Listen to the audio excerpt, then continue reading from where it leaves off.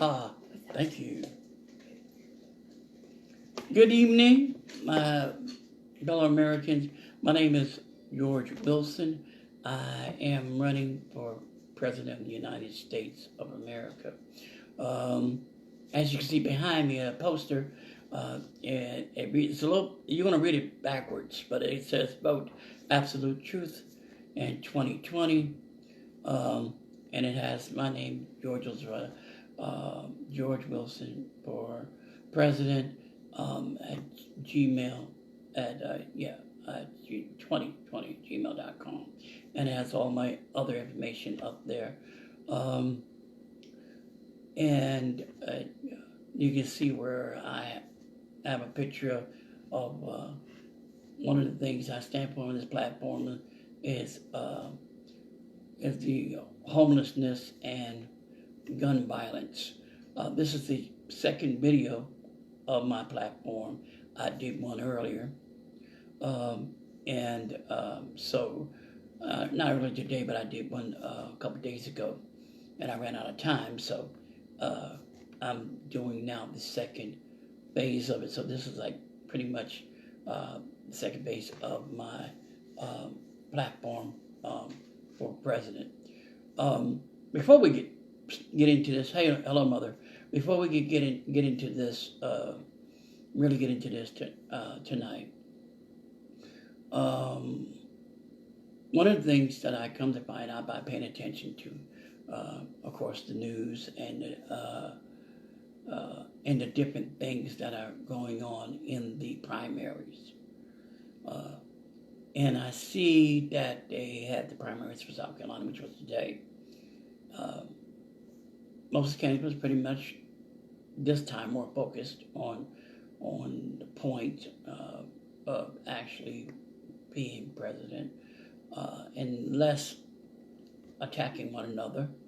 Uh, some were still bent on playing Donald Trump's game. Um, Everybody knows we cannot live another, we cannot take another 4 years of Donald Trump administration. We all know that. So to continue to go after that in that mannerism is playing his game. Uh, and just watching that, and then I see that Styler, whatever his name is, Steiner, whatever his name is, had to, he didn't make that 15% that he needed. So he uh, left the race. So, my congratulations to Joe Biden. He won by, uh, bless you, Marcel. Uh, he won by a great margin in South Carolina. So the race continues Super Tuesday in 72 hours, which is in, I believe they said it was in Virginia. I'm not sure. I forgot. Anyway, so the race continues. Um, and with Bernie Sanders and a few others that are also still left in the race. That's right. But come Tuesday, whoever is going to remain in the race is going to have to pull it together, and they really going to have to convince the American people um, why they should be president of the United States. Well, I'm not. I am a write-in candidate. Basically, it simply means my name is not directly on the ballot. I am candidate for president of the United States, but you would have to write my name in on the ballot.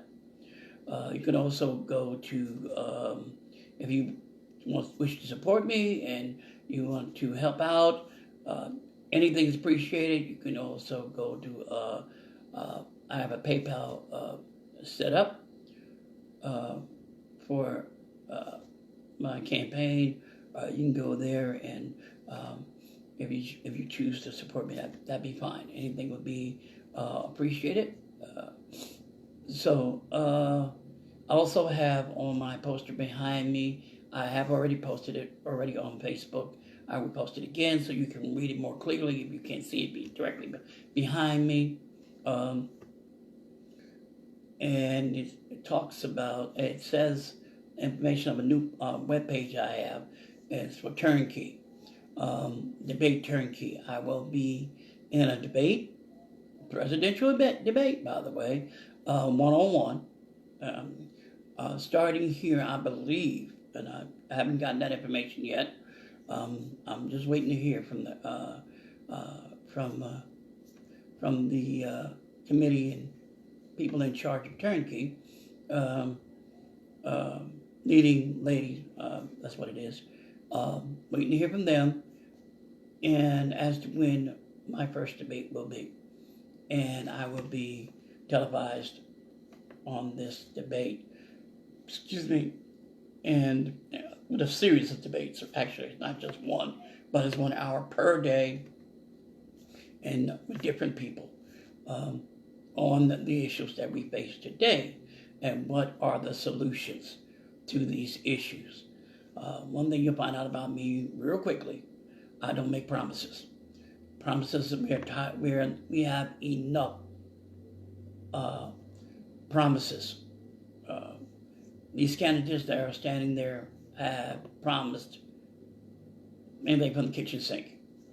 So, and they had offered some type of solution, okay, as to how they're going to, in each of their different administrations, they're going to get the government to do what the government needs to do or is supposed to do.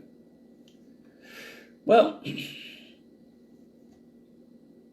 I have a theory on that, but I'm going to waive that theory for a minute. I will come back to that theory. However, before we finish this video, I will come back to that theory. Again, in my administration, it's going to be about honesty and truth, because this present administration has done nothing but lie and belittle the United States and the American people and women and culture. Done everything humanly possible to promote his particular agenda and not that of the American people. So with this administration, it's going to be about the truth. No more lies, no more hidden agendas, no more agendas, just truth. Now, there's one thing I will say before we get started. And, you know, some people have been known to say, Johnny come lately. You're kind of late in the game. I've always been in the game. I just hadn't made any national notification for it. And there's always a good reason for everything that I do. It's calculated. So I may not be like I'm not a billionaire, so I can't say I could buy myself this. I can buy into that like Bloomberg is doing. But when you do something that you know that it will work toward your good, toward the end, then all things are set in order. Again, I want to say that I cannot match, if I was to stand up to match up to Biden or Bloomberg or Sanders, Warren, Klobuchar, even Buttigieg experiences, I probably would not be able to pan with them to a degree. Now, there are some things that I've done in my life they probably could not stand up to either. However, it's not about who could phase out who. It's about who can effectively get the job done. And it's not so much as defeating Donald Trump. Of course, nobody wants him in the office again, so, you know, we all understand that. It's not so much defeating Donald Trump. It's about keeping focused, one thing in mind, and that's the American people. and how we can help each other become better than we have ever been in every area of our life by cutting out the middleman. And we'll talk about the middleman in a little bit before I finish this video. And I think we all know who the middleman is, but I'll just tell you who it is after a while. But I got something that these guys don't. I got God. I'm a pastor, and I'm proud to be one. I'm a true American and proud to be American. I'm a citizen like anybody else. And we face all kinds of issues for years. And they're still going on, and they will probably go on into the next presidential cycle. So we have a lot of work to do. And we have a lot of uniting to do. And the only way we're going to unite together as one under God is through by love. That's what heals a nation. Love. I hear a lot of things they're saying on their debates and how they talk about this, that, or the other. Sounds pretty good. If I had no better sense, I'd think, okay, sounds good. But in reality, nobody's talking about love. Nobody's talking about bringing this America back under God as it started.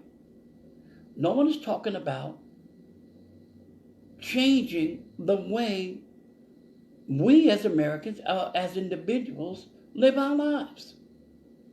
Nobody's saying anything about how we're going to get this thing done.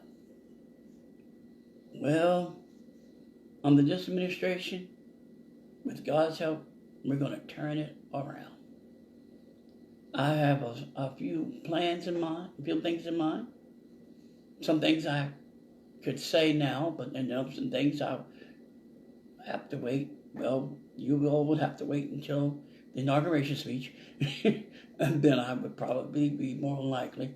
I will let you in on a few things that will take place immediately as soon as I take the seat in the White House.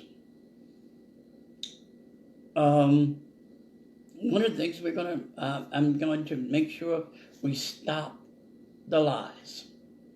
If anything leaks in the White House because something is said or whatever, it will be the truth.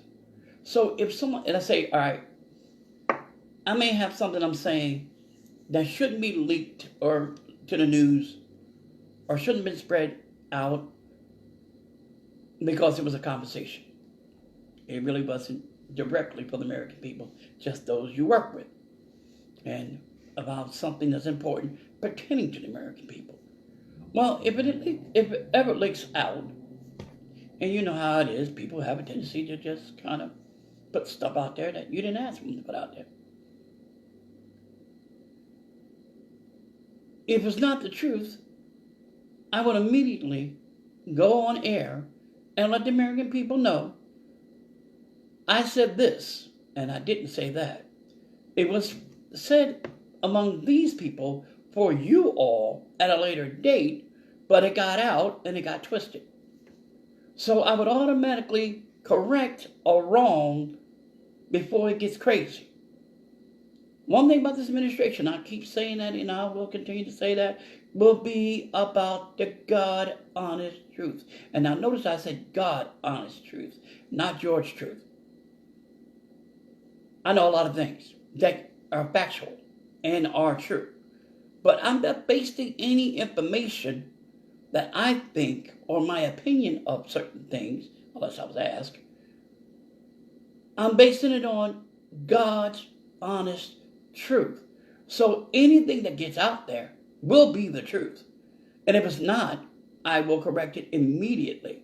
And as Mr. President, you can't watch me If you're going to put this country in some kind of disarray, or you're going to try to badmouth me and this administration, oh yeah, immediately I'm a news briefing, the cameras be everywhere, and I'll be like, let's do this right now. Let's nip this in the bud right now. No. I know what you heard. I'm going to tell you what was said. So we don't have no misunderstanding. I don't hide anything from anybody. No fabrication, no lies. If it isn't this, I will say it's not this. If it is this, I'm going to tell you it is. Except for if it becomes national security, which I cannot say. But in time, I will let you know exactly what your government is doing about whatever the government business is to keep this nation safe from all foreign and domestically intruders or terrorists, if you please. You know, I hate to use the word terrorist, but you got those out there. That's why I said in this administration is about letting the government do what the government is supposed to do, and the American people do what they have to do to make their lives better. That means stop depending on the government to do for you what you could do for you. Invest in America, in the American people. Invest in yourself. If you're going to invest in anything else, invest in you. You should have enough belief about yourself to say, I can invest in myself because I believe in myself. So if I want change, then I can't sit back collectively on my rear end and complain, moan and complain, and don't do anything about it. That's what our spill has been for years.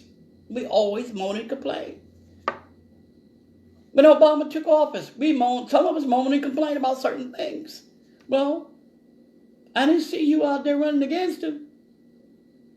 And I didn't see you take your concerns to the Capitol door. But you want to moan and complain about different things. And that's how it's built as a nation, as a people, as Americans. And we need to start standing up. How you expect the young people and the younger generation that looks to us to say, hey, if my daddy is complaining or my granddaddy is complaining, how am I going to stand up and say, I want justice? Because we're having injustice in this or that or the other. But if everybody sees that the leadership of those that are in the forefront complaining, then then we're stifling them. We're keeping them from having a voice. And one thing about this administration, everybody has a voice. You have an opinion? I want to hear it. You have a complaint? I want to hear it. You have a thought that you may believe that can help government do what government needs to do? I want to hear it. You may even have an idea that none of us thought of yet. I want to hear it. Because government has been too long often not paying attention to the American people. As to say, we're not concerned about you.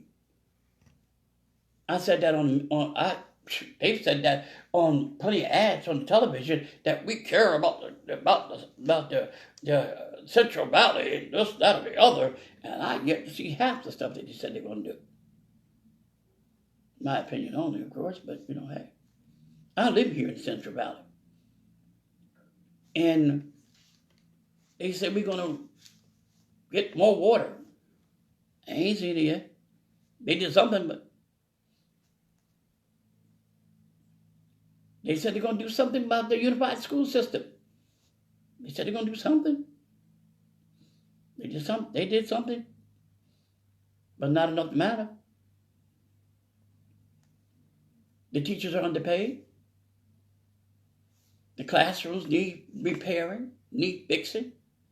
If your child is in a unified school system and they have to go inside of a trailer for classes, then I would be, if I were you, I'll go to your congressman or somebody and say, hey, look, y'all said y'all was going to rebuild the school, add on to the school, and make it more efficient and sufficient for my children or my child, and you still got him going inside of a daggone trailer somewhere.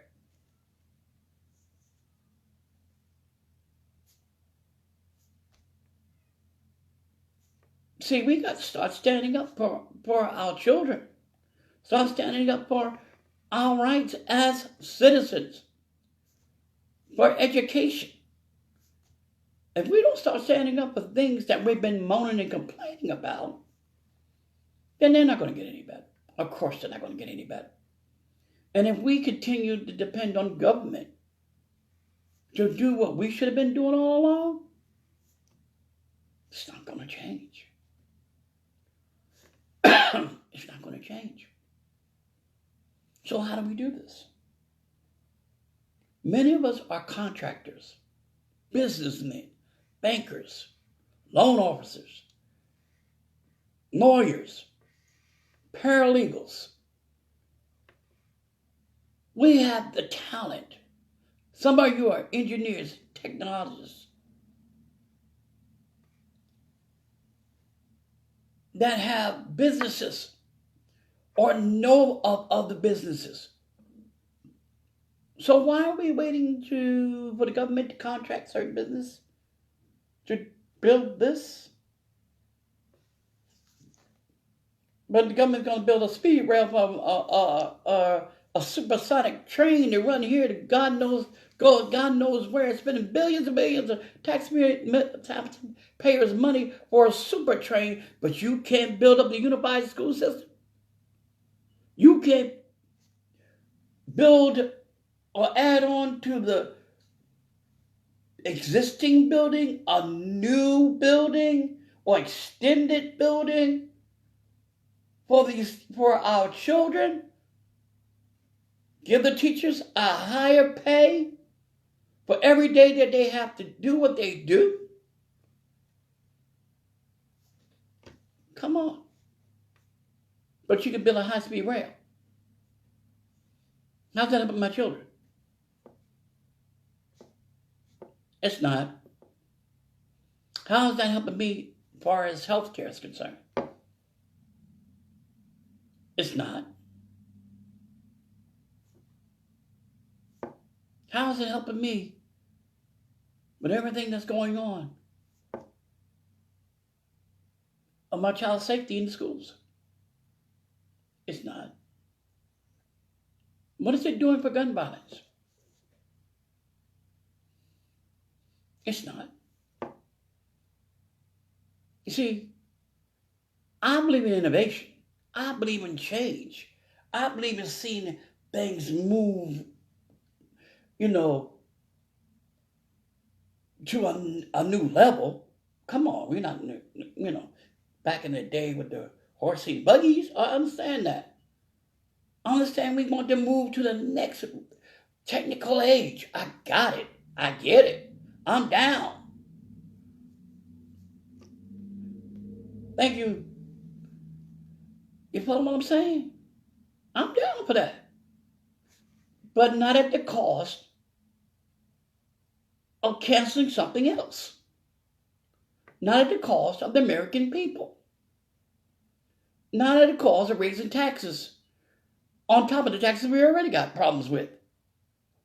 Not on the cost of canceling health care or whatever else we need, because we're trying to move ahead. You got to count the cost on everything. You got to say, okay, this is what we want to do. This X amount of dollars is going to cost to do it. But how does this affect everything else around it? How's this affecting infrastructure? How are we going to pay for it? What's in the budget? All these things, oversight committees, looking into stuff to see budget, what we got for this, what we don't got for this. And the problem is, when we don't have money for this, we borrow from this. And then something suffers because we take money from it to do this. It's not helping anybody. So with my administration, first things first. Cancel all of the lies. Let's get it straight real quick. Real quick. The whole government has now been shifted to be in the clone ship of Donald Trump. In fact, we call it Trumpism. Because he's putting everybody who he believes, crooks and all, in places they got no business being. Why would you take a crook and put a crook in a place of national security? That ain't making no sense to me. Or to different offices, he's trying to put these people, these cronies that been locked up, given pardons to, and now give them jobs back in a government that he was already fired from.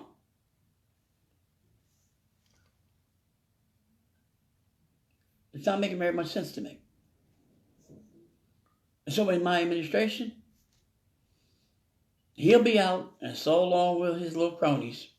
Every last one of them he put into place, they gotta go. See ya. You ain't working for me. I don't trust you. Not on the fact I don't even know you. Not gonna happen. You gotta go. If we can't get qualified people in that know exactly what they're doing, that have the record to prove they know what they're doing, I don't need you in that position. Because I don't know what your motives is. I don't know what you're thinking. We got hackers of all kinds in the national security, hacking our systems. And how do we know that we're not the ones giving them that information? Making their job a little bit easier. No, I don't need that kind of a problem. You don't need that kind of a problem. We don't need that kind of a problem. I know a lot of people like people that they know. And I know a lot of people like people that they have some type of political background and something they can follow, and, I'll give this cat a little bit of a chance. Whether if he'd been in the Senate, okay. If he'd been in the House, okay. If he was a lawyer and, or a famous doctor or something, I'll give him a chance.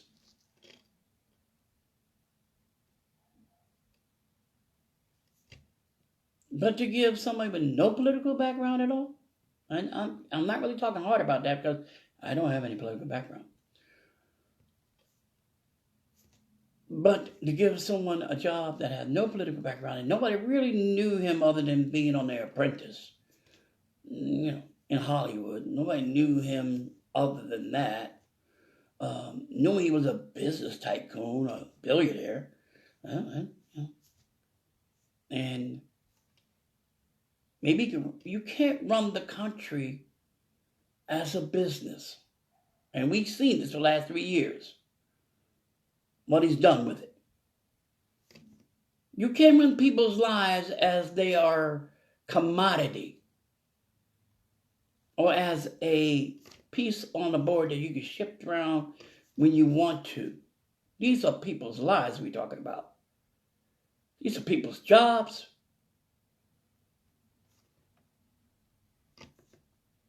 You can't do that. Well, you ain't supposed to.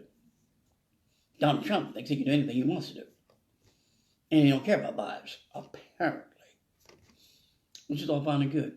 That reign's about to be over soon. I'm about God first. I'm just going to let you know straight up. I'm always going to be a pastor. I'm always going to be a preacher. That's who I am. That's what I am. God's work is always going to be first. Just thought I'd tell you that real up front so you know. Let's keep it real. Let's keep it truthful. Let's keep it honest. That's who I am. That's what I am. I'm coming into this new era of my life that's political. Politician. Because I care about what happens to the American people. And I care about lives. And I care about everybody out there that has a voice that no one is listening to. And I care about those that don't have a voice. They can't speak yet. And I care about everybody that has a voice but is muffled because of a disability.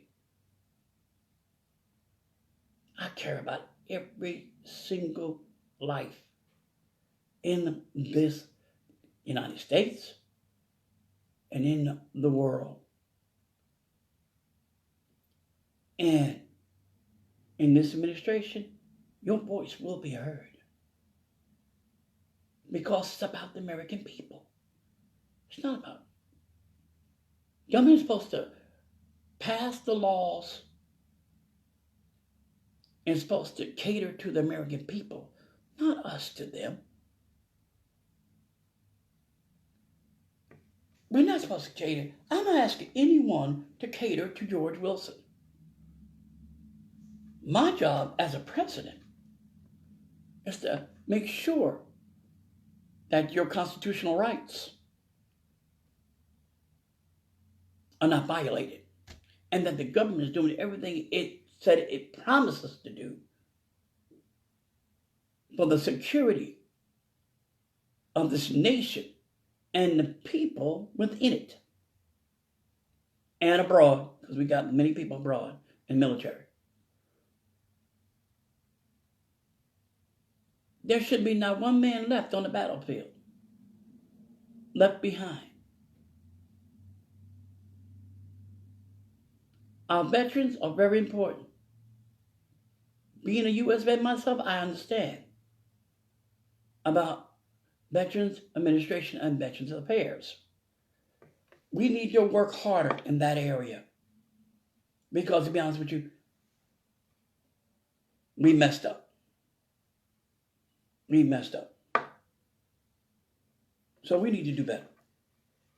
And we are going to do better. And it starts with, like I said, honesty, truth. And going in with the heart of the people and not going in with a position of power. It works if you know what you're doing with it. Not to my own good, as long as it works for the American people.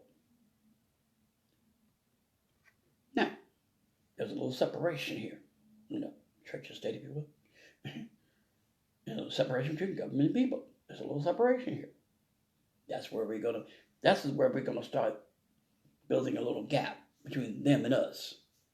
That's why I said that government do what the government got to do.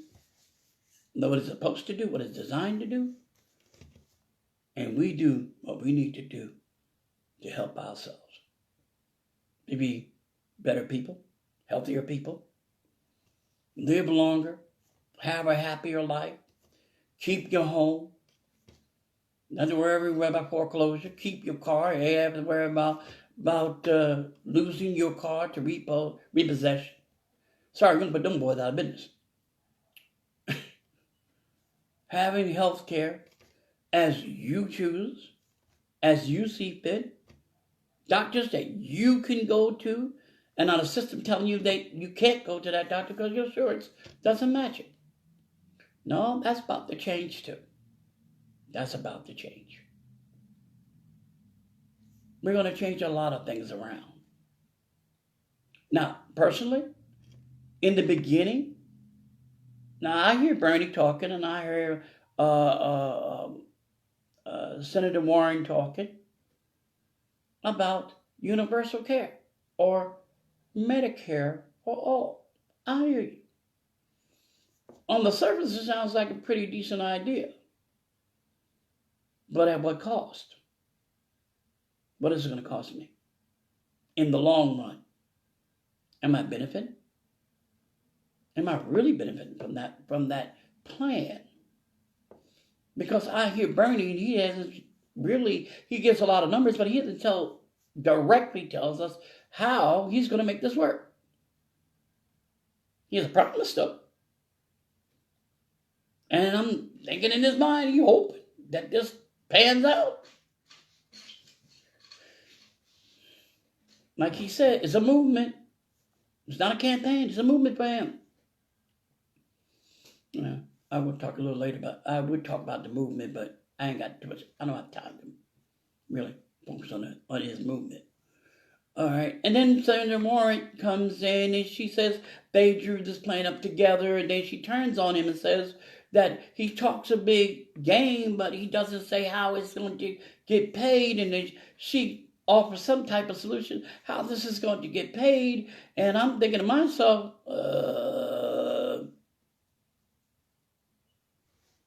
I hear you too. It does sound a bit more convincing than him, but and you sound like you've been doing your homework. Got to give that to you. But I got two questions. Let's talk about the universal care. Well, universal care means universal. That means all over the world. And I'm assuming it's just starting with us, and then we implement it all over the world, and hopefully they'll catch on and say, hey, this is working in the U.S., so let's try it too. But see, the problem with universal care is that they won't tell you the truth about.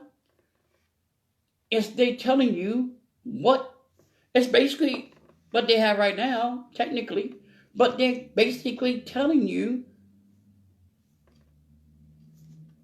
that you have to have insurance. And their particular insurance. It covers all, universal for all. That means it doesn't deviate to Aetna, Prudential, Kaiser Permanente, Nationwide. It doesn't deviate to these other companies, Humana. You can't choose these companies. So they're saying away with these companies. Let's put them all over here. And we have this one big giant company called Universal Care. Now, if these companies want to be part of Universal Care, they have to pay a very big chunk of money to get into this program. And according to government, they have to abide by the government. So they have to choose the X amount of people that they know that cannot afford them if they went out and purchased insurance from them. And they can't afford me to. But in this case, there's a certain quota that they have to meet of taking people that cannot afford them at all and say, okay, you need a real specialist. Bam. We're going to give you a real specialist. Not what your money could afford. We're going to give you a real specialist for whatever your situation is. Okay. Well, how are they making money then? Because the government turns around and starts charging taxes somewhere. And it raises our premium on the backside, which we don't ever see, because when we coming out with copays and a certain amount of money for medication, as Bernie Sanders said, basing all income on $60,000 a year, and a lot of families do not make $60,000 a year. I know police officers do not make $60,000 a year. Why you think some of them have second jobs? So, even with two incomes in the house, sometimes do not reach $60,000 a year. So this is what Bernie Sanders was basing most of his money off of. The program off of $60,000 for the ones that make $60,000 a year. Well, what happens to those that makes 40-something thousand a year or 50-something thousand a year? Not quite 60. Where do we fit into this equation?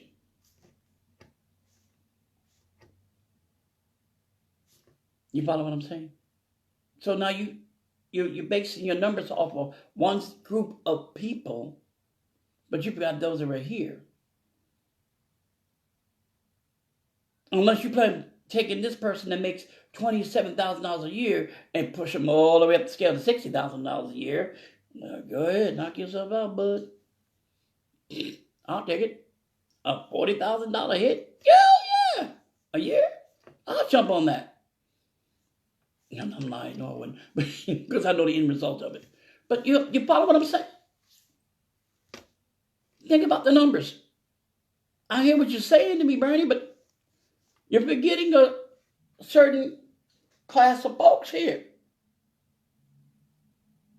Me, for instance, I'm not a rich cat.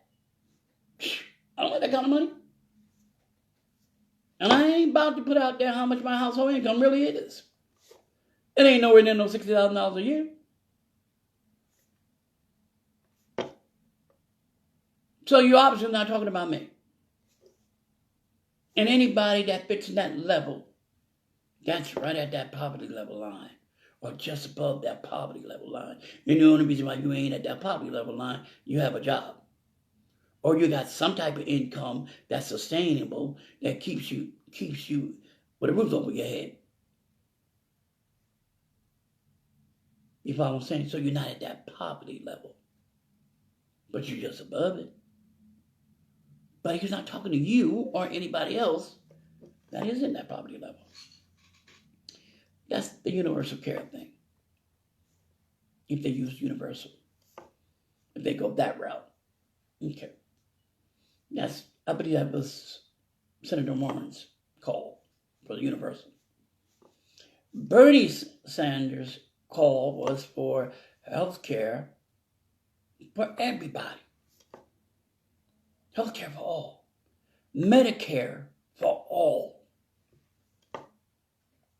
Sounds good. But let's look at it.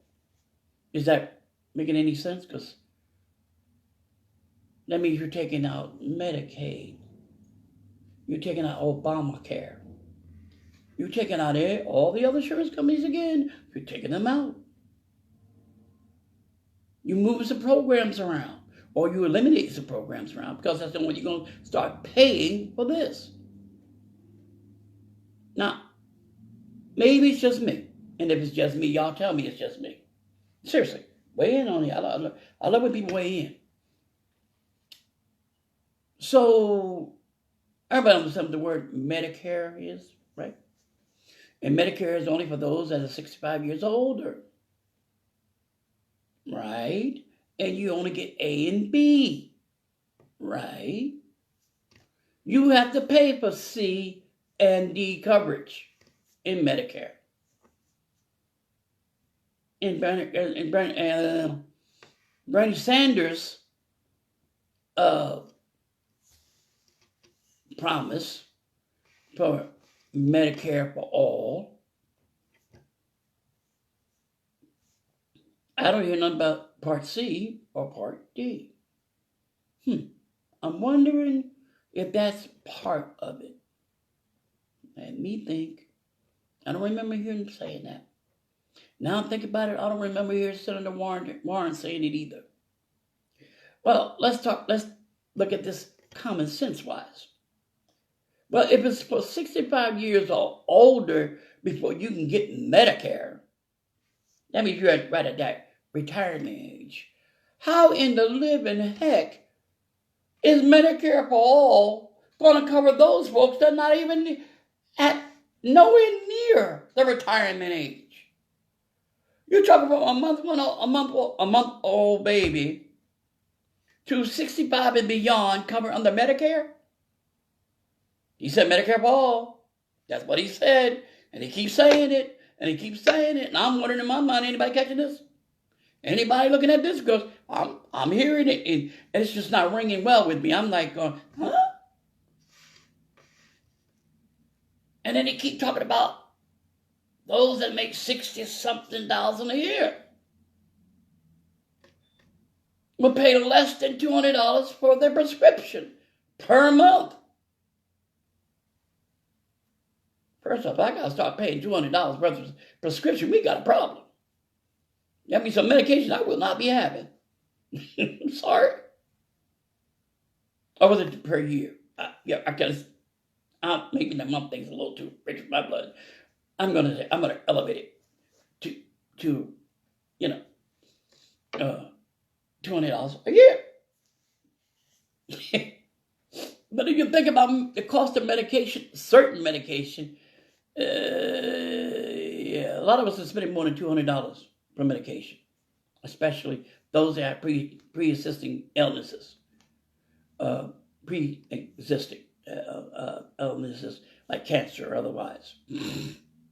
So some of your medication and different things that you have to have, and plus certain procedures and medicine, nuclear medicines in the hospital, some are not covered by your insurance company, and somebody got to come out their pocket for that with that money. And it usually is the patient. I mean, you got some entities out there that will help you pay for some of it, but usually about anywhere between 70% of it is yours. They'll give you time to pay for it and all that stuff, but because they can't deny you health care. But again, you're talking to me about less than $200 a year in medication. Well, that's not even rationally thinking. That's maybe in a perfect world, maybe. But we're not living in a perfect world, are we? Cost of medication, pharmaceuticals, insurance companies. To make that statement don't make too much sense to me. And then we're talking about copay. That people's copay will be no more than $100 a month in certain cases. Now, they give you a sliding scale, but that's on the Obamacare. Now, if we erase Obamacare and say this Medicare for all, which is still, again, I'm just saying, if he does, there is no sliding scale. Whatever your copay is what it is, and hopefully, like he said, you should not be paying more than $100 a month. Well, if you got about 5 or 6 different doctors you're seeing every month like I do, oops, maybe I should not be putting my health. Why? I'm telling you why I gotta see these doctors, but yeah, but people like me that see 5 doctors a month, some months or less, but whatever. Could you imagine having a copay of $20 per hit, or $25 a hit, $30 a hit per doctor visit as a copay? You do the math. Burning you off, because that tells me I'm paying a whole lot more a month for copay, which you say should be less than $100 a month. Well, if you move the Obamacare, that's what that's going to be. Because you haven't yet explained to us how you're going to manage that on all levels of incomes. You only picked up one. But you haven't. And then what happens to those that make $70,000 or better? You mean to tell me they have the right to buy into these other insurance companies that we're not allowed to? It doesn't apply to them because they have the money.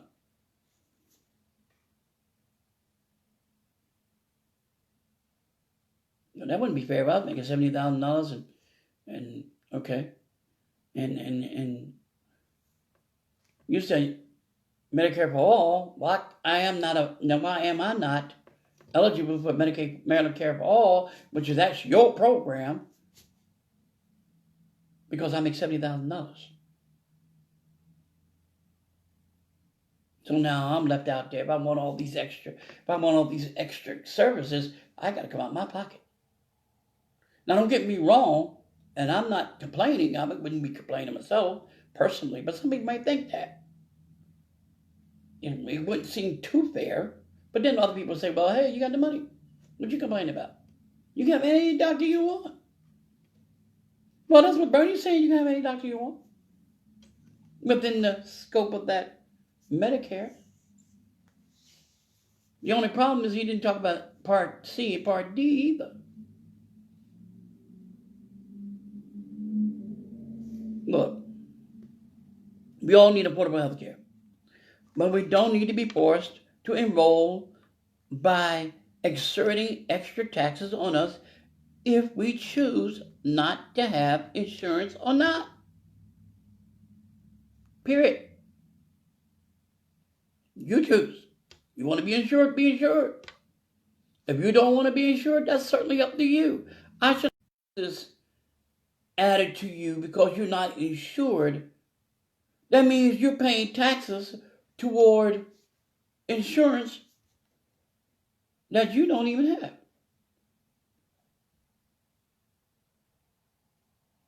That's a penalty. So where is that taxes going? To help pay for this? Or is it just a penalty and it's going into and the taxes are going to IRS or wherever the taxes go? And I can guarantee it won't go back into that business. Into the healthcare field. You follow what I'm saying? We shouldn't have to. We should have the right to choose, not the government to choose for us. We have a stake in our lives and future. You have the say-so over your health and your health care. Government is not supposed to predict to you or tell you that you need health care. You have to come to that realization, I need health care. Now it'll be up to you as to what health care you wish to have. And you will not be put in a box to have HMO or PPO or EPO. That's government insurance, but anyway. You have the right to choose any doctor outside of those organizations. Especially if you're the one paying for it. Those organizations don't even exist if you're the one paying for them. Well, let's see how we can help ourselves, because we need to start helping ourselves. Is that okay? Can a president talk about how we can help ourselves other than the government? Remember I mentioned earlier about we splitting where the government controls everything and keeps washing us down? Well, I'm talking about, hey, we splitting ourselves from the middleman. Well, the middleman is the government. So let's take the government out of it. Now let's look in the mirror and look to yourself. There are entities out here, and I found one that will help us, educate us, and help us to invest in our own self to get the insurance that you need or you want. And it won't cost you all that extra money that the government is placing on you from being enrolled in their insurance. Now I mentioned Obama insurance. Now, until we come to some knowledge of this program I'm about to mention to you, and you're able to see your way into trying to help yourself, and we all need help, so don't be afraid to ask. Then Obama insurance should not be touched, and it should not be dismantled, and it should add some extra things on it that help people to go to live a more healthier life other than conventional medication, which will drive people crazy after a while. Sometimes they'll give you medication for this, that, and the other. And I had to stop one because it was making me nutty. I was like, whoa. I won't eat myself for a day or two. Because I was like, what is it? You telling me it's for this, but man, it's messing with my head. No. I'll pull stakes on that rag quick. Nope. I even called the doctor. I ain't taking that no more. I don't know what it is. I know what you told me. I read up on it. It says it does do what you said it does, but it did. But the side effects are too crazy for me. No. I need my facilities, baby. This thing helping me. I can't help you. I'm all over the place. I'm in the clouds and I'm all over the place. No. So we have to come to that realization. We want to live a healthy life long as we can. But in a way that we're helping ourselves and not in a place where I got to constantly worry about this, that, or the other. What happens if I lose my job? Whatever, if I change jobs? What happens if something happens physically to me and I no longer can make these payments? Now what? What happens to me? Would it be interesting to know that if I said to you, nothing, you still maintain your insurance, you still keep your house, you still keep your car or your truck, whatever it is you got in your yard, your driveway, you don't lose any of it. As long as you keep up with these people, let them know what's going on. Their first intention is, how can we help you? Because, hey, they want to see you work. If you're able to work, they want to see you back to work. They want to see you making money. Because that's how you continue to pay as you earn. A percentage of what you earn, you pay to keep these things going. Only a percentage. Now that percentage is also determined on your income. But you have people that are there all the time. Let's say, for instance, you get sick and you can't go back to work. Well, if you paid enough money already into this, and they see that this situation is what it is, and let's say you have to, unfortunately, be on disability, they'll work with that income. And they will, of course, have to lower what percentage you put into it because you got to survive. But you never lose your house or your car or your health care. I think that's a pretty good deal. That shows I don't need the government when I can help myself by investing in myself. We gave the government a long time to try to help us out. And they always promised they would help us out. But in reality, they didn't help us out. They just gave us enough to shut us up. It's just like a kid. Kids start crying and whining about something. You're saying no. And they still whining and crying. What do you do? Whatever it is they want, if it ain't going to kill him or hurt him. If he just want a couple of cookies, here. Shut up. You quiet them down. Put them in front of a cartoon or a book with pictures. And he presses the button, he hears the story, he turns the page. And he presses it again. It keeps his attention. Therefore, he doesn't get on your nerves.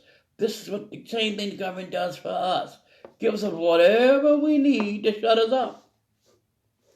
And sometimes they print this pretty pictures and videos, and you press the button, and it gets your attention, and you no longer holler and complain about what your government is not doing because they're sitting there lying to you the whole time to keep your attention. So you will lose focus on what you were complaining about. Told you I'll tell you the truth. Sometimes it's time for us to wake up. We're American people. We're resilient. We're strong. We will come. We will bounce back. The economy might be going down in the soup right now. The Dow Jones is sliding due to this coronavirus thingy, whatever. Not downplaying it either, but we gotta think. I know I cannot stress what they say to do. Constantly wash your hands. Sanitizer. Sneeze into your sleeve or your elbow. If you got a cold, wear a mask. If you feel sick, stay at home. Somebody else sick, you don't want to contact their cold, distance yourself. Again, it's not a time for mass hysteria. It's time to use the noggin. It's time to use God-given sense He's given you. It's not time to fight and argue and, oh, Lord, what are we going to do? Baby, stop. Stop. Just stop. We didn't do it with SARS. We didn't do it with Ebola. We shouldn't do it for this. I know what they keep saying about the numbers. And the numbers may be true as far as the deaths that are involved with this coronavirus. But think about the word virus. Everybody think for a second. The word virus. Every time a virus comes from somewhere, and we act like we don't know where it came from, but okay. It's generated. It's engineered. It's from the lab. Now, am I saying the government did it? No. I'm watching my words very carefully. But it's generated. It comes from somewhere, right? And think about this before you think about mass hysteria or pen or something they said. Pandemic, whatever that word is. Think about this. You think they would put this kind of stuff out there and not have an antidote for this?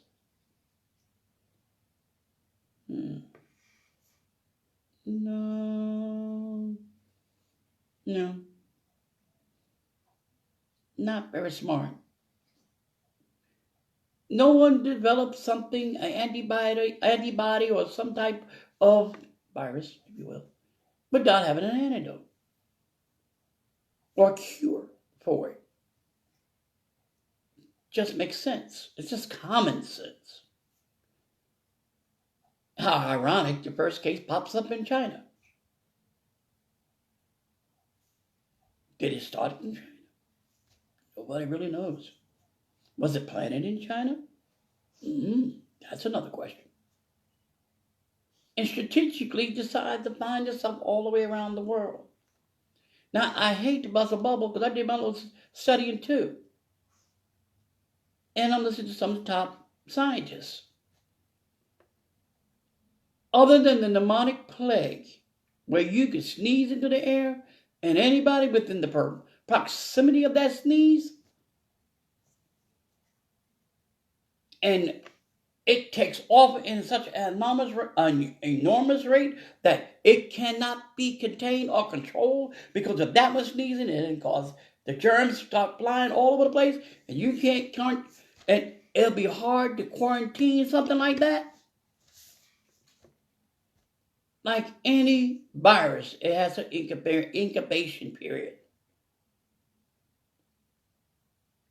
And like any virus, it just don't get spread that quick. If it started in China, how did it get in Belgium? And if it's in Belgium, how did it get to Canada?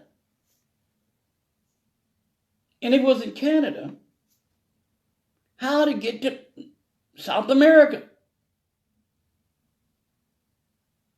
Australia? Brazil? United States? Anybody thinking? I don't care what kind of virus this is. It don't travel that damn fast. It's impossible. Unless it was pneumonic plague. And everybody knew what that was. Influenza don't travel that fast, especially when it's something you can contain pretty quickly. And even if they're arguing about these testing things, they won't allow you to test. Then it means the individual that has it, or the carrier, whomever, is within the exact same geographic location. So he hasn't gone anywhere. Only unfortunate part about this is either he doesn't know he hasn't and he's constantly spreading it, or he done gave it to somebody and they're constantly spreading it. That's that community thing they're talking about. You know, the argument would come with, why aren't you testing these people with these new cases? Why aren't you testing? Because this way that tell you where it is. And if you have to quarantine a whole community until you can get everybody kind of checked out, and usually quarantine will last 2 weeks because that's the incubation period. By that time, you would either have it or you don't. The ones that don't, you check out, you leave the quarantine site. The ones that do, well, you're going to hang around a little while. We got to find a virus to save your life. You follow what I'm saying? Come on. I don't want to get into this because it's getting low. I said I was not going to really get into that. So I'm going to move on before I get too involved with this coronavirus thing. And again, I'm watching my words very carefully. But the truth of the matter is, wake up, folks. It don't travel that fast. So that tells me one other thing. It's been planted in various parts of the United States by a carrier, of course, who's spreading it. Because it's no way somebody in California has it, and then next thing you know, somebody else in New York has it. New York doesn't even have a case of it. But you can tell me to wake up tomorrow morning and tell me your first case is in New York City? I'm going to say the devil is a liar. You just put somebody there. Because it wasn't even there. See what I'm saying? Now they got this big map of the United States in red. That simply means that doesn't say everybody in the United States need to be quarantined because you can't do it. And I'm not saying that every state has it.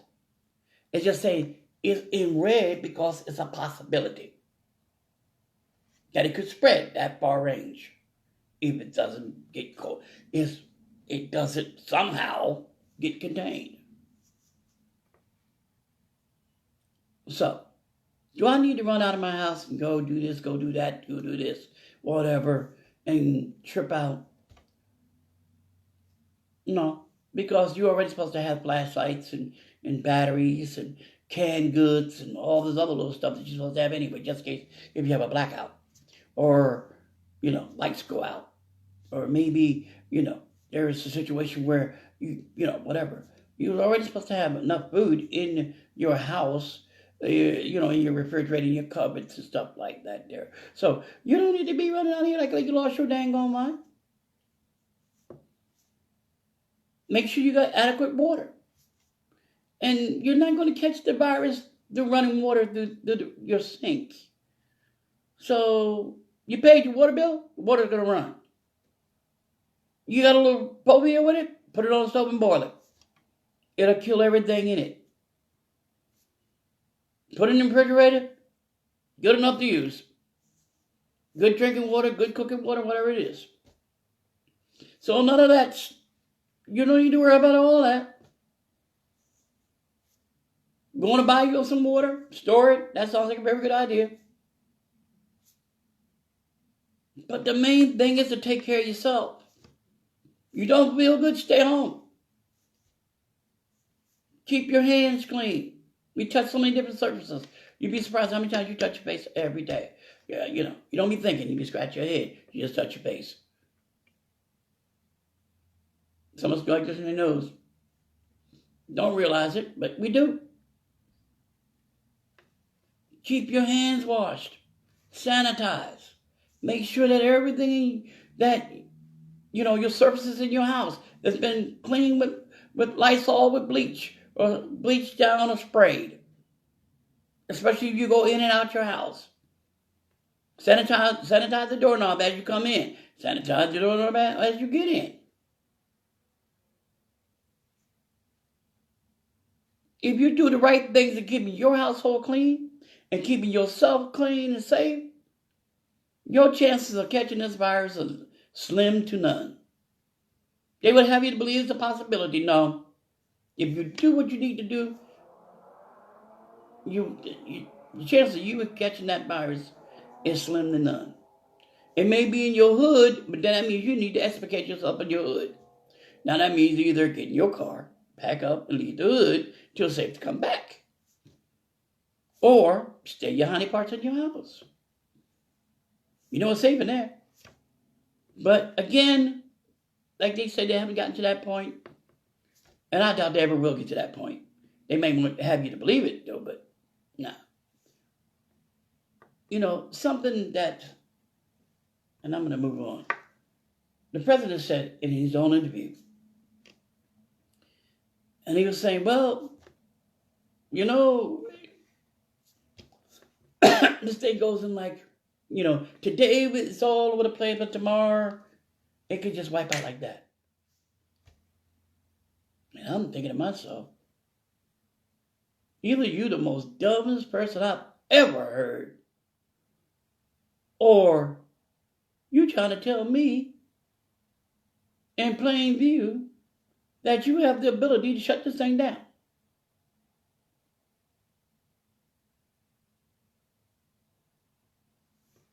Again, I'm just telling you what I picked up. And if you hadn't picked it up, go back to CNN or Fox News or whatever you can catch it. Go back to that news cast, on YouTube, where he says that. And pay attention to the way he says it. You didn't get it that time? All right? Start that video over again. Keep listening to it until you pay attention to how his mannerism, what he says, and how he says it. And you'd be like, oh, snap. You're going to come to a conclusion. Basically, he's saying I'm in control. Like he's God, technically. Because one day he's here, and then every day, it's some miracle he used. The word miracle. It could be gone like that. I was like, really? Now, am I blaming anything on the government? Did I say it was engineering in a government lab? Did I say he had anything to do with it? I'm just saying, it seemed kind of fishy to me. You would even say something stupid as that. Maybe he didn't realize he said it. Or maybe he didn't care he said it. He wants to seem like he's always in control. So that makes me wonder, how much do you really know? And how much you know that you're not telling us? What keywords are you telling the media don't use? Because certain keywords opens the door to the real story.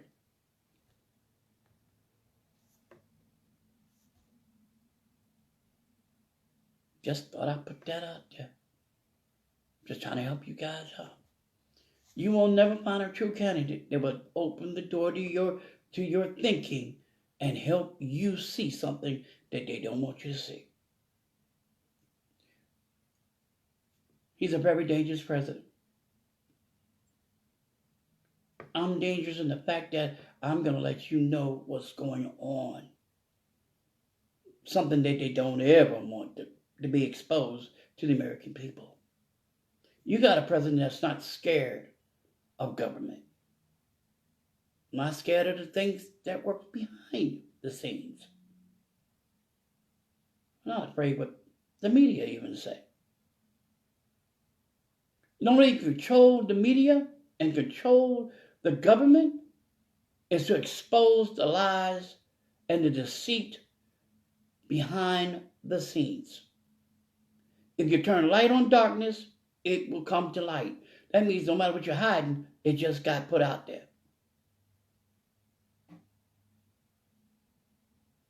And the American people will know what's been going on all the time. Now, some things you have to be very careful with, too. I can't, not all at once, because everybody starts freaking out. Oh, man, everybody get pitchforks and knives, and everybody going to storm the White House. I'm going to take this booger out. And now we ain't trying to start World War III with the American people and the government. It's just taking the blinders off so you can't sit back and say that you believe anything these craters got to say. But if you get somebody in there that's going to tell you the truth, then you'll know. When you get the news, it will be the truth. When you hear from this administration, you know you're getting the truth. You ain't got a second guess. Is he telling me the truth? You'll know. I'm telling you the truth. And certain incidents may take place, and maybe an attempt on my own life, because folks don't like to be exposed. And if you're trying to out somebody, they're trying to take you out before you can out them. Prime case, every time somebody steps Donald Trump, he gets rid of him.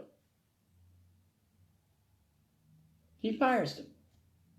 He threatens them. He did not only fire that dude, but he went and fired his twin brother. That had nothing to do with anything.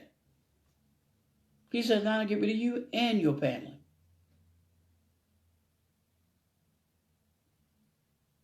Something that we need to look at. Let's get back to this.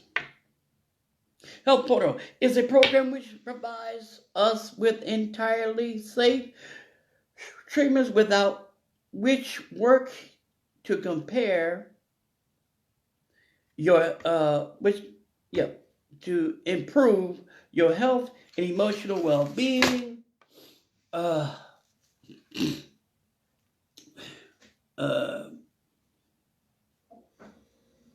And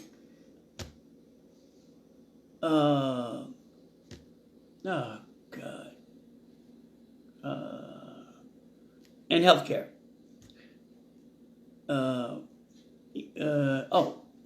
Imagine healthcare you take with you if you change jobs or move. It gives you a peace of mind exactly what you need and want, including alternative treatments that we're already denied. There are some treatments that we want, our insurance company said we can't pay for it. Or, better yet, the government says we're not paying for it. So, we already know about all that, right?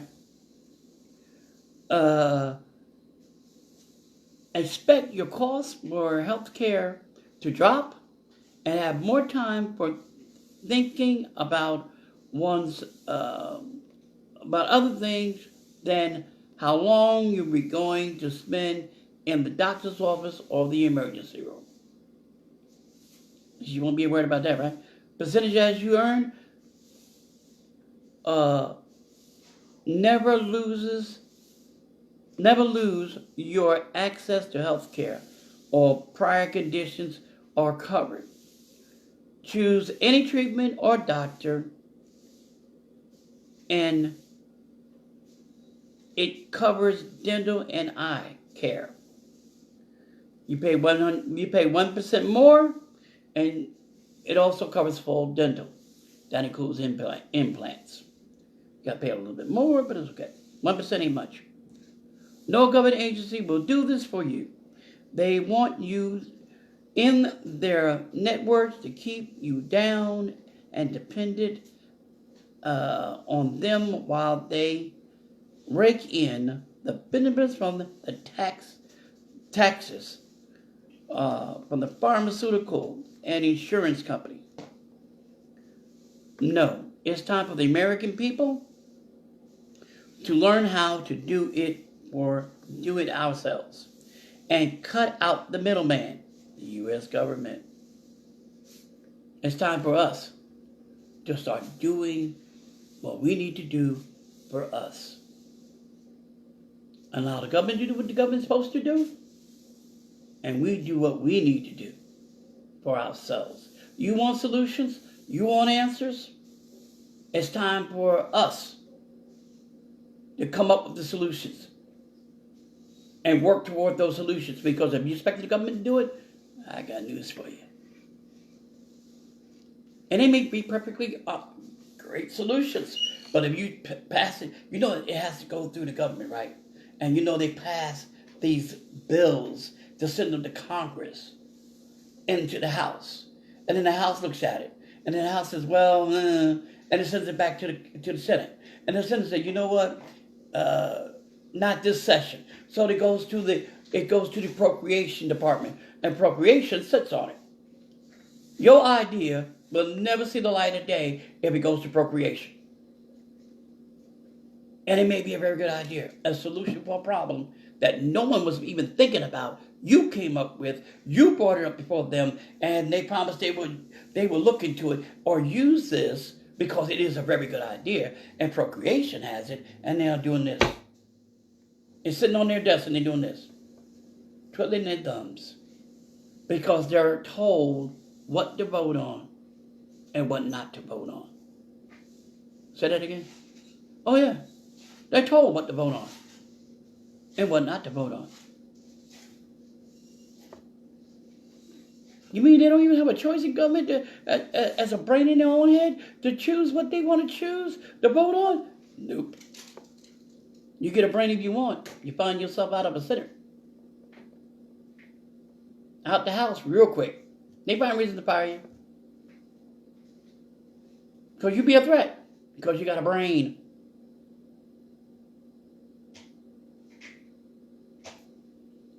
I'm sorry. That's the way the government is. You're either a stooge or you a puppet.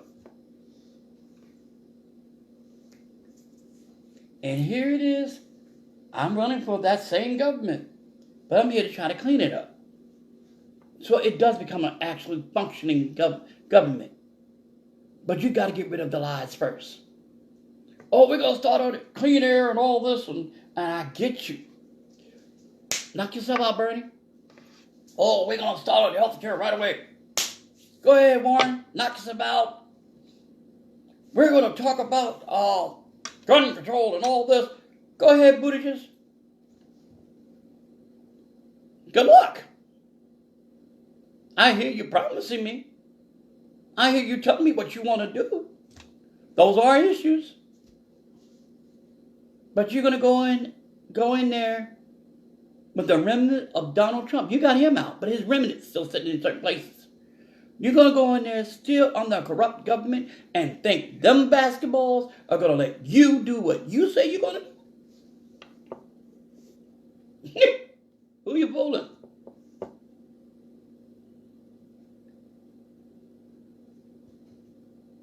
Who you fooling? You don't have to be a political analyst to know that just doesn't work that way. It just doesn't. In a perfect world, maybe. But in the real world, no.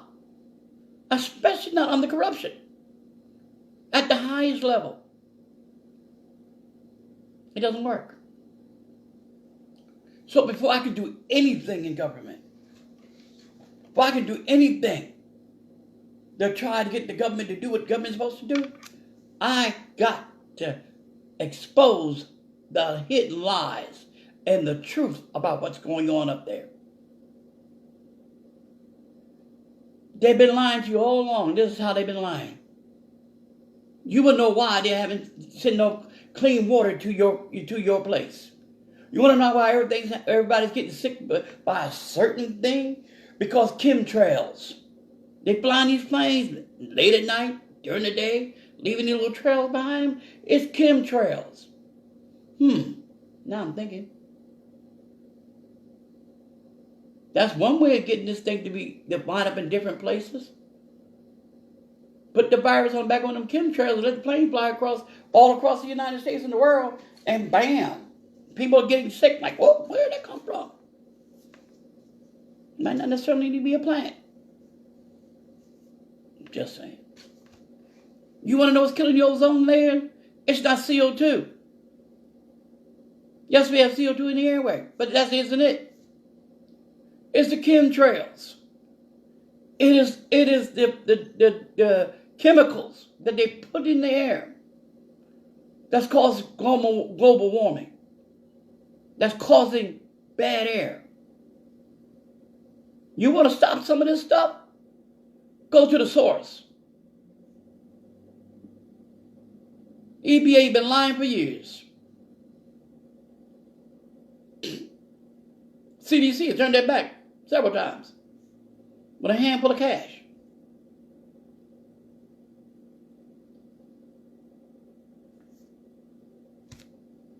So the first thing I would do is to stop the lies and end corruption. At least in my cabinet and at least in the White House. You gonna work for me?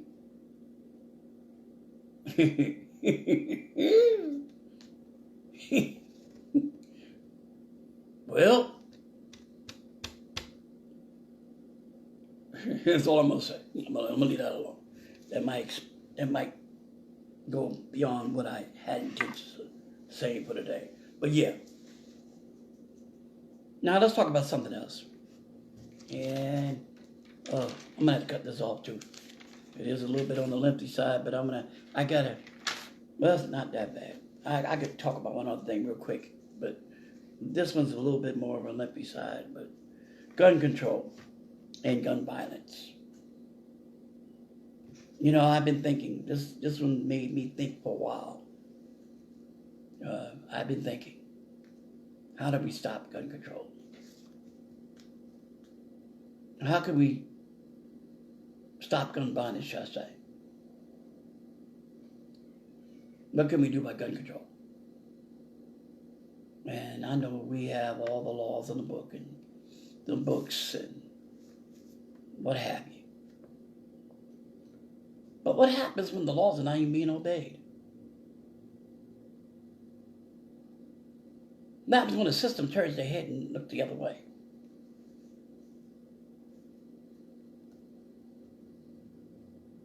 Who's profiting on keeping these guns in the street? Somebody's got to be profiting on keeping these guns in the street. Who's making the money? Because that's what it's all about, right? Corruption's always about money. So what's the main purpose of these guns in the street? Our problem is not with the laws on the books. Our problem comes in how we get these guns off the streets and get them out of the United States, or basically see to it that they're totally demolished and incinerated.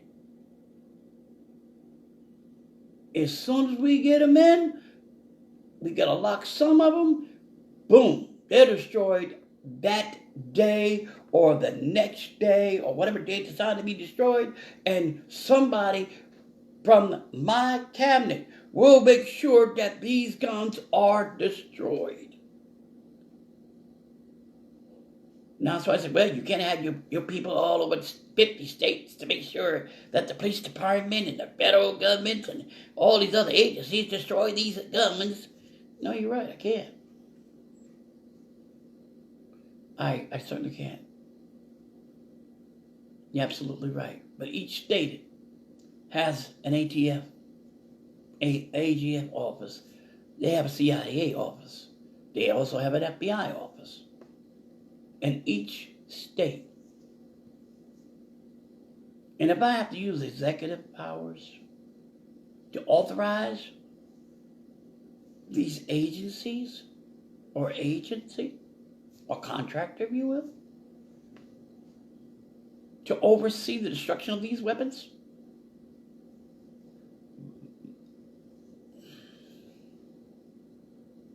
then I will. I'll make it so hard for illegal weapons to be found on the streets of any street in America that doesn't belong there. That means drug dealers be out of business. Because why? You can't protect your drugs. Because there ain't no guns. No ammunition. So, be less suicides by guns. It'd be less school violence by guns. It'd be less domestic violence by guns.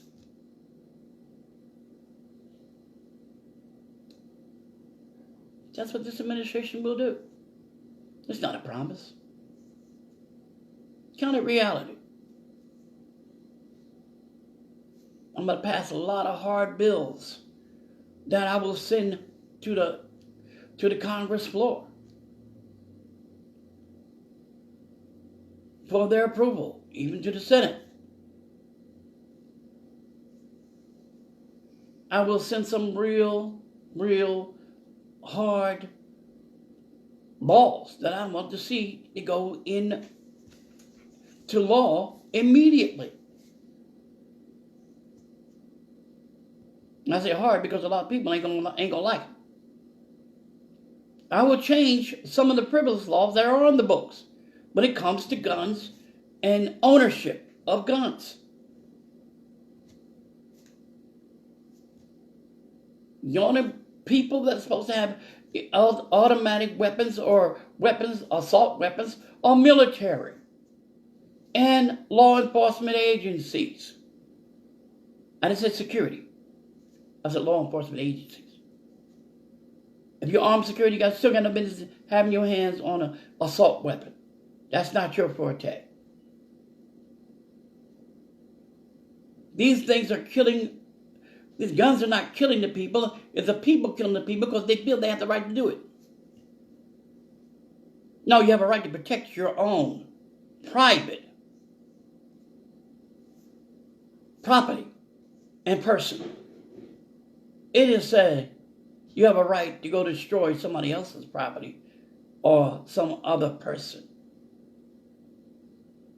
That is not in the Constitution. It is not part of the amendments of the Constitution. And somebody needs to look over the Constitution once again.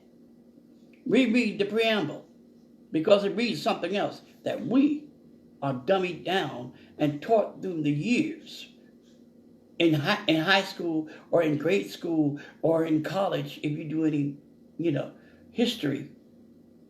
Any history major, and I'm minor in history, any history major tell you that anything they taught you in history is all a pack of lies. Now, there's some things that are true, and there's some things that were omitted from history, especially when it comes to an Afro-American in slavery. A lot of stuff been omitted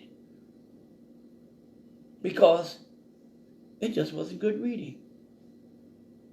You know how long it took them to introduce Afro-American history into the school system?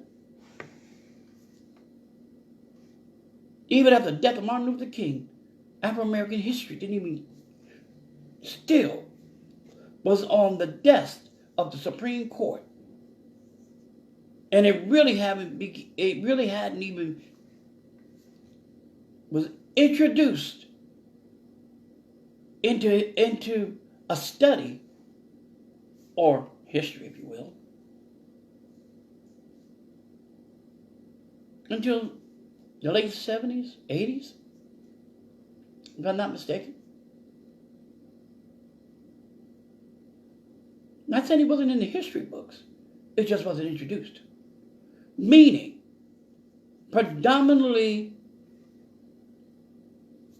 white children, not being racist here, so y'all don't get that mixed up with nobody, didn't even know that there was such thing called African American history.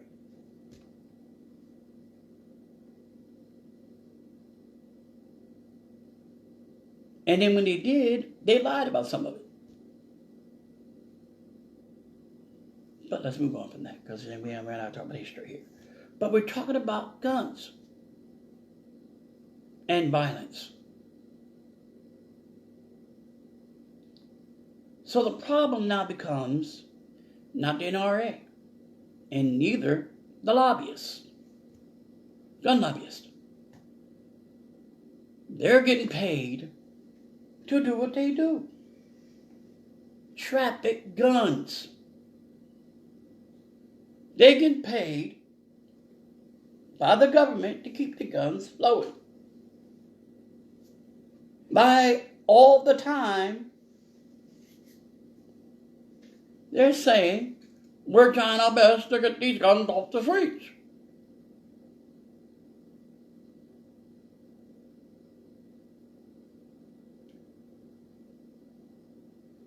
You know, I find it very hard when I think about that, because my brother was killed by a kid that found a gun. At least that's his story was. It was in a paper bag in a garbage can. So he went in the garbage can, got the paper bag, and found out there was a gun in it. And he wound up at my brother's job. And here's a kid, about 15, I think, maybe, a little less, who walks all the way from, and we call the hill in Jersey City, Ocean Avenue, way up Ocean Avenue to be exact, near PS 41, I believe it was. That's a good walk, y'all. That's not no little around the corner block walk. And might be Stegner Street to be exact, if I'm not mistaken. Anybody from Jersey City, you know where I'm talking about. And walked all the way down to Communipore Avenue with a gun in his pocket in a paper bag. Sitting outside of Kentucky Fried Chicken.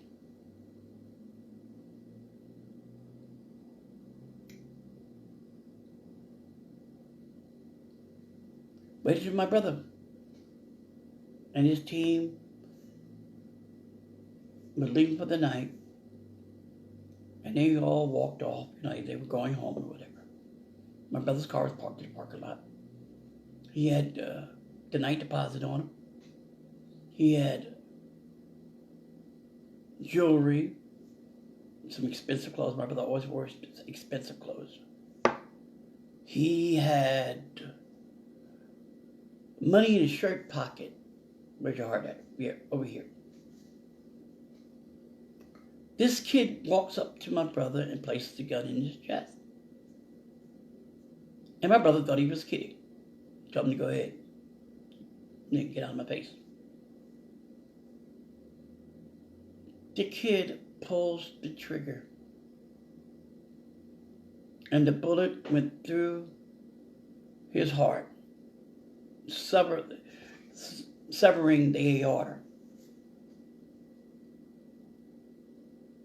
And the kid drops the gun and he runs.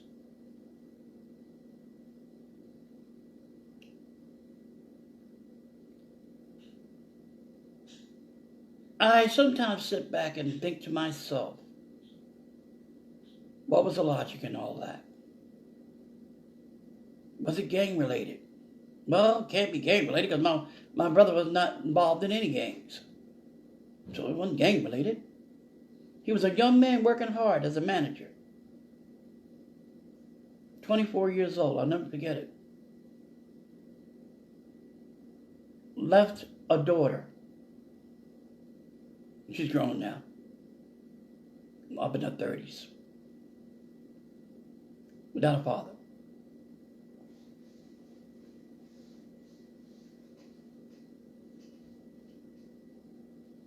She was a baby at the time, so she didn't know. And the thing that messed me up was if it was a robbery, they could have took everything. It wasn't even a robbery. So the only thing I could think of at that time was this kid, in which I still don't understand why would he come way up there down here. Because if you're trying to join a gang and be part of a gang somewhere to get your kudos, if you will, why would you come all the way down to Community Boy Avenue to kill somebody? And there's plenty of somebodies right there in that general area that he could have shot and killed up there. Why come all the way down there? What was the purpose? Well, the young man, he's not a young man no more. He's over 50 years old. And from my understanding, I think he's still in jail. I don't think he's been paroled yet. He has 50 years to life. I know he came up parole once, and he was denied. I don't know. I haven't heard of anymore. Have he been paroled? Up parole a second time? I don't know. That information I don't have no more. So he used to keep in touch with me, let me know what's going on. So now I don't know. Nobody tells me anything, so I don't know nothing. But anyway, so I don't know if he's still in jail or not. And I'm praying if he does get out of jail, maybe you learn. You have to wait your whole life. If you're about 60-something years old and you're now getting out of jail, or late 50s, and you're getting out of jail, you threw your life away. The better part of your life has been thrown away. And I pray that he got enough sense to make amends with God. Forgiveness. And he still has to make amends with his family somehow. Which I haven't yet heard anything about that either. But this is what gun violence will do. Take a loved one. Not because there's a gun laying in a garbage can in a paper bag. That gun would have remained there. Someone picked it up. Guns don't kill people, but people do. And in the wrong hands of the wrong people.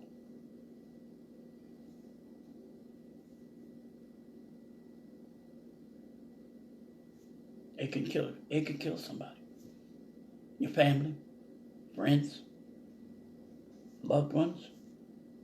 And time we see repeat gun violence in schools, and where it killed a bunch of kids, and now some high school kids, and then there was even on a college campus where they killed a couple people on a college campus. West Virginia always comes to mind, and Charlottesville, that horrific situation there. You don't understand what I'm saying? All because of gun violence.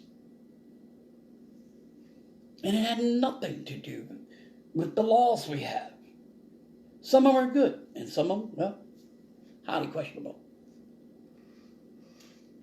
Giving people the right to carry guns on the street, I think, is the biggest mistake they ever done.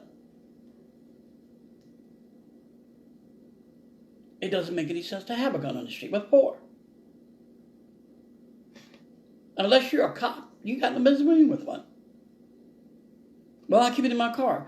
If you have it to protect yourself and your private property, which is your home, in a lockbox somewhere, safe, away from children, of course, it has no business being out that lockbox in your car. There should be laws if you got your gun, I don't care if it's registered or not. If you have that gun in your car, when it's supposed to be in your house, then you lose the privilege to have it. It should be confiscated, and your license revoked. That means you cannot get a gun in these 50 states of the United States again. You just forfeit your right to protect yourself by removing a gun from your personal address to your personal vehicle, or in your side, or in your pockets, and you walking around the street with some little whatever shield and piece of paper saying you can do it.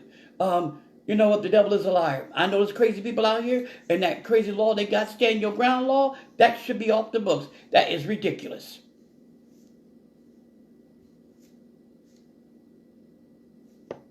In this administration, we're going to do everything we can. Everything we can. And again, it starts with corruption. Exposing the corruption. Well, let's expose one thing that they didn't tell us. You know, something they didn't tell us. I'm going to skip a lot of this because basically it's a lot of, I just now told you most of it, so this way and I'll read it all. Thank goodness for me. All right, like I said, you should not have a firearm. It should not be, we already know felons and mentally ill people and children have no reason to have a firearm, period. If you are under the age of 21, you have no reason to have a firearm, period. And I think that law should go up from 21 to at least 23 to 25 before you can even purchase a firearm. Because the older you are, the more mature you are, maybe you have a little bit more sense. So I believe that age should go up a little bit. That makes it harder for anybody that's underage to have a firearm. Now, but you got to talk about that a little bit. That includes banning AR-15, AK-47, and the German MP40 submachine guns that you'll find on the streets, especially in these gang areas, low-income areas, and, you know, high infested drug areas with gangs. You'll find that particular weapon on the streets, considering it's similar to an Uzi. And everybody knows what a Uzi is. These are assault weapons meant to kill massive amount of people.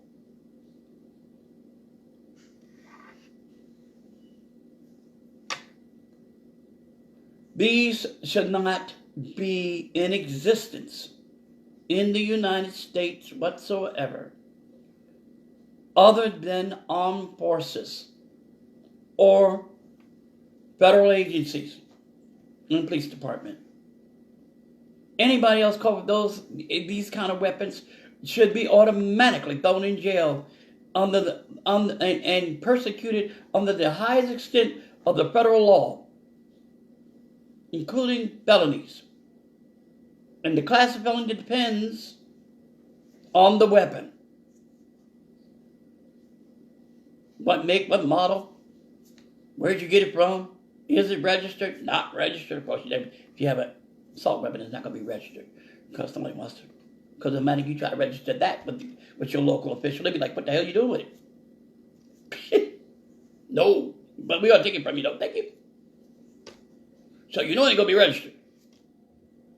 Any magazines that's filled with armor-piercing rounds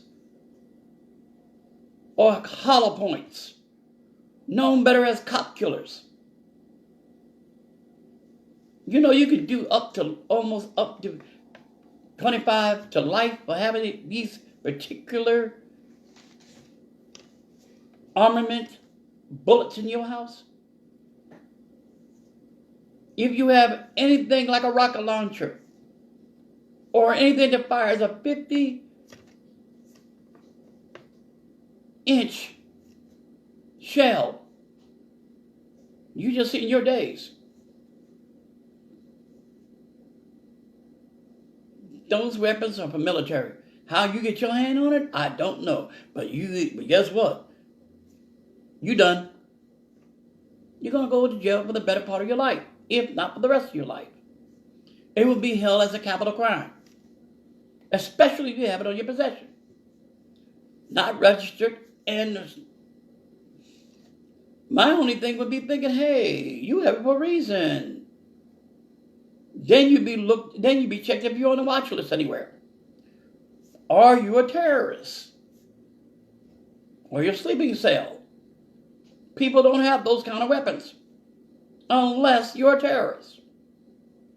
You found those kind of weapons in the United States, you're done.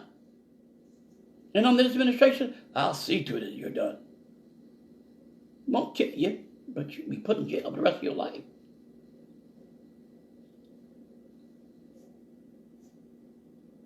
Because too many people are dying. Why are they dying? What's going on? Why are we losing our minds? Because guns are encouraged to be used to kill as the answer to life's problems or life's issues. You see it on the games, the kids play. These games get killed. You see blood splatter. You see it on all the TV shows. We got our kids watching shows that shouldn't be watching, but we do. And our kids sitting there watching with us. Do you have any idea what you put in their heads?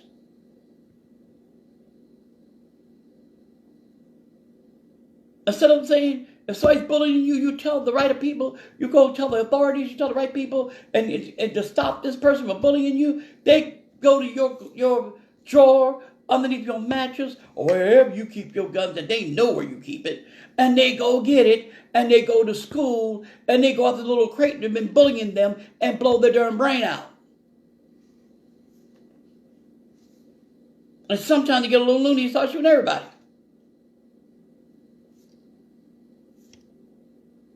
Because it's encouraged. See, nobody wants to talk about these things. Nobody wants to talk about why guns are on the street. Nobody wants to talk about the real deal. Nobody wants to go to the core of the problem. We want to talk about, we know this, that, and the other. We're going to do what we can. We're going to fight the NRA. That's what everybody wants to hear.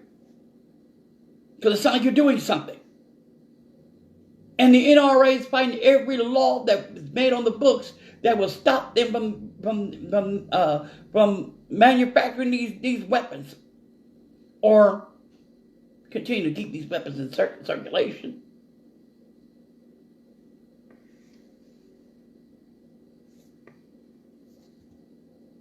And when I hear Joe Biden say, we're going to attack the NRA.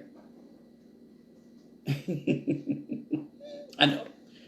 I got to finish, guys, but, I get wound up. Listen. Let's go back to the Constitution real quick. I got to do this. But I said that we need to look at something. I want y'all to look at something. The preamble of the Constitution, and I wrote it down. Preamble, yeah, of the Constitution of America. It says,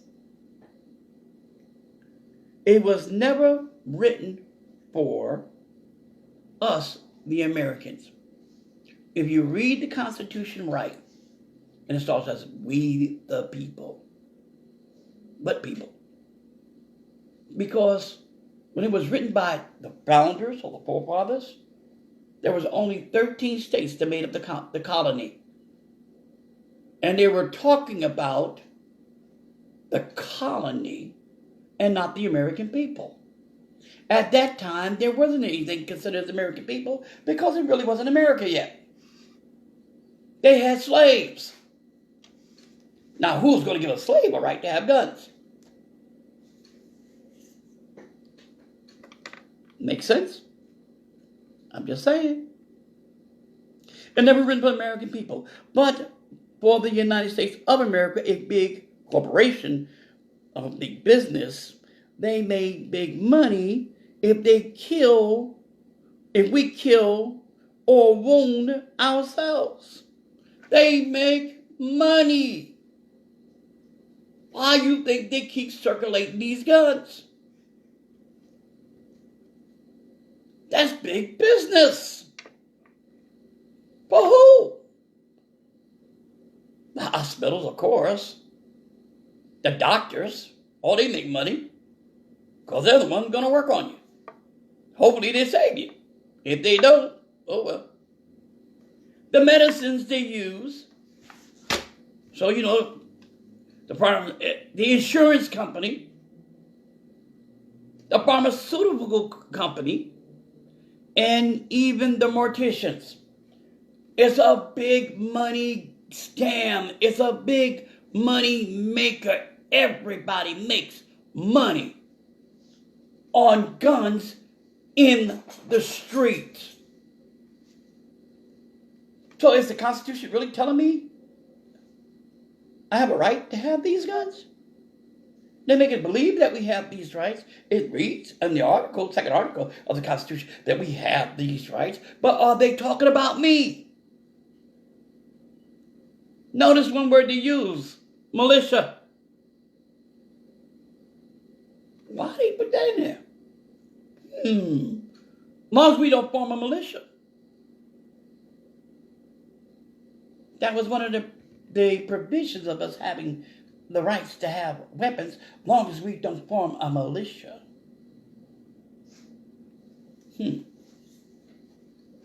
What happens if we did?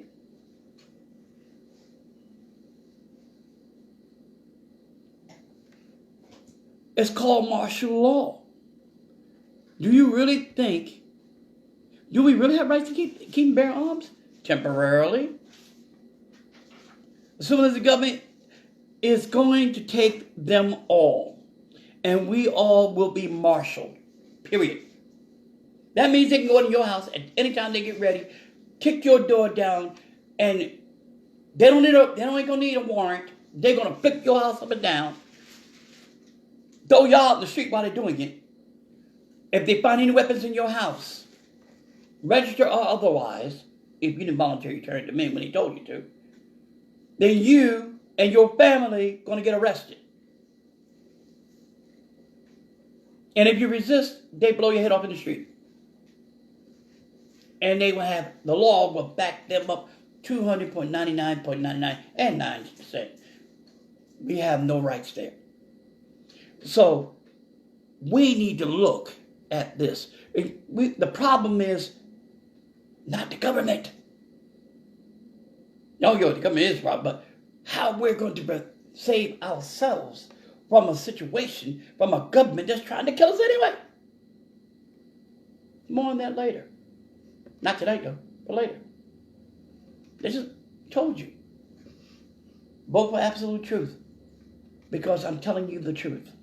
Something that no government wants any of its officers to tell the truth. But in my administration, that's what you're going to get. I don't care who likes it. Care less. Last thing I'm going to mention real quickly, and this just something I'm going to blow by with. We all know about racism. That's just started so long ago. I don't want to talk about how it started. I'm not going to even talk about, really, we know it's here. We know this was the division between us, among us, and them. So, which I'm talking about them as the government. So we already know about that. But we need to get past our differences, prejudices, and phobias. We are all one. And if we don't understand that we are all Americans and we're one, then we'll never accomplish anything. I don't care who says we're going to do it. You're my brother. You're my sister. I don't care what race you are, what creed you are, what nationality you are, what country you ever came from. If you are in the United States and you are a U.S. citizen, we're one. We're Americans. And if we learn to stop fighting each other, then we could come to a solution how to combat the real problem. Hatred, racism. But we can't do it. We got our own little cliques going on. Okay, anyway, we're one. We are Americans. Solution to that is simple. I told you from the beginning, I'm a pastor. I'm a preacher. That's what I always will be. That's my number one priority. God is my number one priority. Number two priority is the American people. Then the presidency, of course. The God and love, the two strongest force ever on earth. Love conquers all fear and hatred. Without God, we will all fail. All of us. I don't care who we are. In the United States or abroad, we will fail. Without God, we will fail. That's just the way it is. My name is George Wilson. I am running for President of the United States. I am a write-in candidate. So if you want to vote for me, you have to, on the ballot, you have to sign my name, you have to put my name in, and then vote for me. If you want to help me, again, I have a website. I have two websites, actually. I also have a PayPal set up for this. You can go to my PayPal account, and you can contribute whatever it is you wish to support this administration. All proceeds will be toward running for president, none for my personal self. All is to get to a place where we can start helping one another. God bless you, and God bless the United States of America. Good night, and God bless you. Dear.